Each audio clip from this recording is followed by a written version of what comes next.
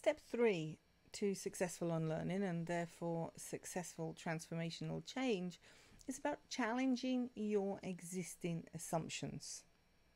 Now, when we looked at step 1, I asked you to write down a list, a pros and cons list of what you did right now, looking at the detriment to the organization of what you are doing right now, and also the pros, the positive impact of changing and learning something new and changing the way of working. Well, step 3, which is about challenging existing assumptions, that actually takes that one step further. And what you're actually doing in step 3 is you are critically evaluating and questioning your beliefs and your practices. All of those things that you do right now, you are critically evaluating why you do them. Why is it that I do this the way that I do it? Why is it successful in my eyes? Why is it so important to me in the way that I do things? And why should I carry on doing things in the way that I do things right now? Now, this step is really going to be based on having that safe environment that we talked about in step 2.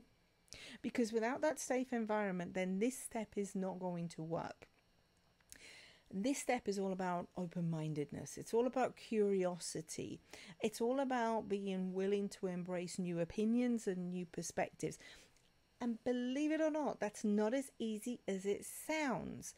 I know that we all like to think that we can be open-minded. But the reality is that we are all a lot more closed-minded than we believe of ourselves. And so this talks really to having a growth mindset and having an open-mindedness that embraces new ideas and new concepts. This step does not have room for, but this is the way we've always done things. Oh, we've tried this before and it failed. In a previous step, I talked about Agile, and I talked about Agile best practices and how we look to fail fast.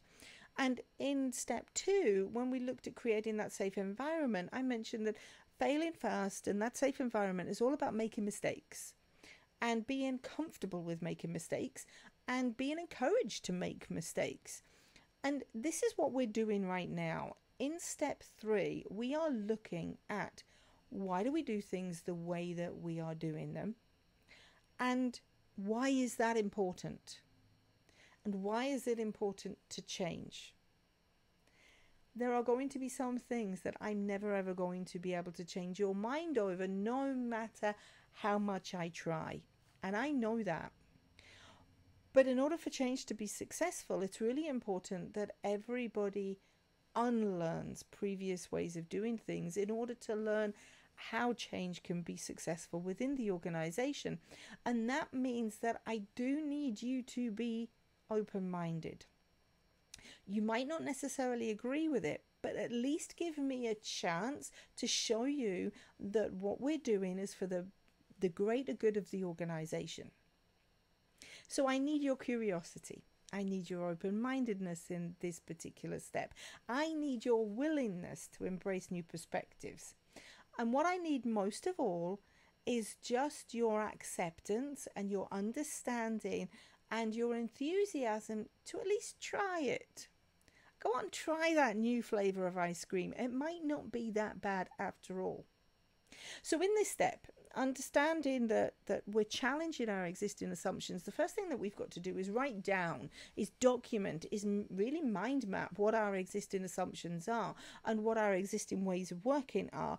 You will be surprised how many organizations have a lack of documentation, a lack of practice documentation, of process documentation, and people are doing tasks, they're following processes, not because these are documented processes or because they're subject to continual improvement or they are agreed processes. No, they're doing them because that's the way they've always been done.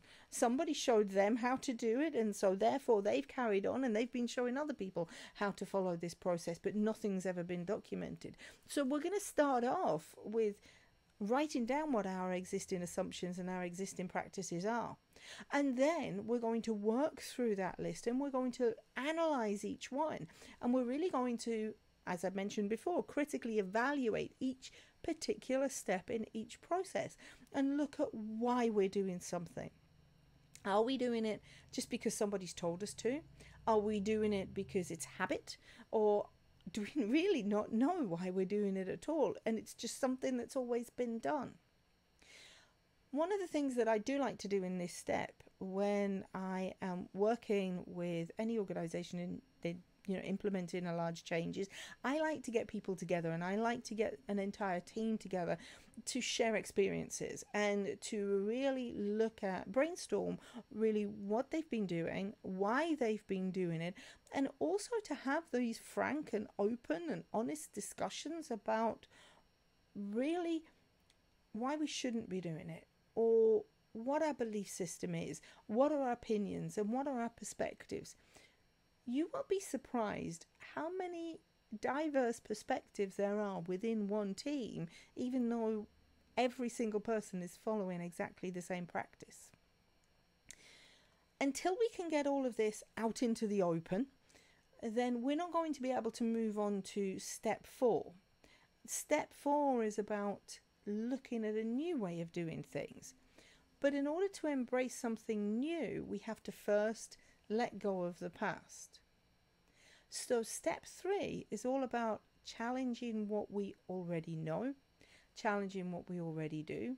And step 3 is really about having a very long, hard and objective look at our practices and our belief system too.